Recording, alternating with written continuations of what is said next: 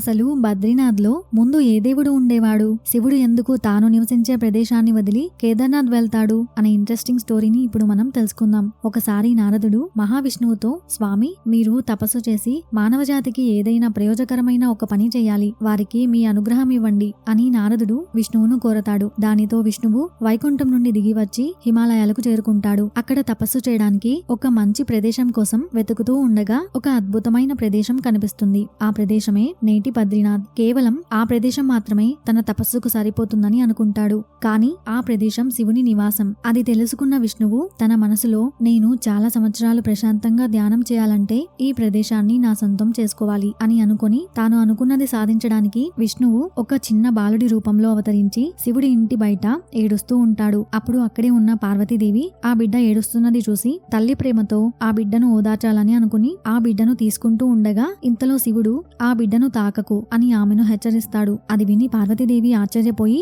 మీరలా క్రూరంగా ఎలా చెప్తారు అని ఆమె శివుడిని అడుగుతుంది. అప్పుడు శివుడు, ఈ బిడ్డ ఇక్కడ ఒంటరిగా కనిపించింది, ఇది నిజం కాదు. ఎందుకంటే ఈ బిడ్డను ఎవరైనా ఇక్కడ వదిలేస్తే మంచులో వారి పాదముద్రలు కనిపిస్తాయి కదా, కానీ అవి లేవు. మరి ఈ బిడ్డ ఒంటరిగా ఇక్కడికి ఎలా వచ్చాడు? అతను ఖచ్చితంగా సామాన్యుడు కాదు అని శివుడు పార్వతీదేవికి సమాధానం ఇస్తాడు. అప్పుడు పార్వతి గట్టిగా, కానీ నేను ఈ బిడ్డను ఇక్కడ చలిలో వదిలి వెళ్లలేను అని చెప్పి బిడ్డను లోపలికి తీసుకెళ్లి తల్లిలా చూసుకుంటుంది. అందుకే విష్ణువుకు దేవి పార్వతిపై ప్రత్యేకమైన అనురాగం ఉంటుంది. అది చూసిన శివుడు ఈ పని యొక్క పరిణామాలు మంచివి కావు అని గ్రహిస్తాడు. కానీ మౌనంగా ఉంటాడు. ఇక పార్వతీదేవి బిడ్డకు పాలు తాగించి నిద్రపోయేలా చేస్తుంది. ఆ తర్వాత శివుడితో కలిసి సమీపంలోని వేడి నీటి ఊటలో స్నానం చేయడానికి వెళ్తారు. అలా వారి స్నానమయ్యాక ఇంటికి తిరిగి వచ్చినప్పుడు వారి ఇంటి తలుపు లోపల నుండి తాళం వేయబడి ఉంటుంది. అది చూసిన పార్వతి, ఎవరు ఈ ఇంటి తలుపు తాళం వేసింది అని ఆశ్చర్యపోతుంది. అప్పుడు శివుడు, నేను ఆ అపరిచితుడైన బిడ్డను లోపలికి తీసుకెళ్లొద్దని నీకు హెచ్చరించాను, కానీ నీవు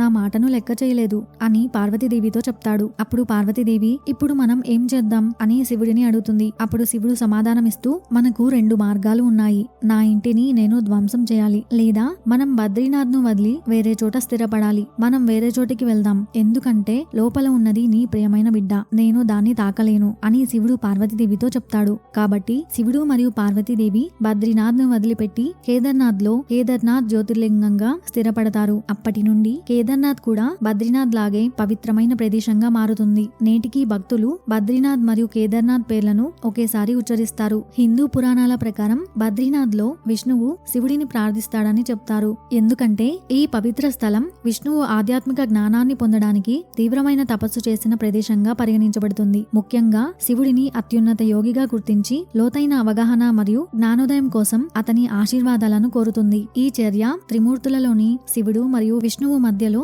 లోతైన భక్తి మరియు పరస్పర సంబంధాన్ని సూచిస్తుంది. ఇలాంటి మరిన్ని కథల కోసం ఛానల్ని ఇప్పుడే సబ్స్క్రైబ్ చేసి పక్కనే ఉన్న బెల్ ఐకాన్ని యాక్టివేట్ చేసుకోండి. అలాగే ఒక లైక్ చేయండి friends. Thank you for watching.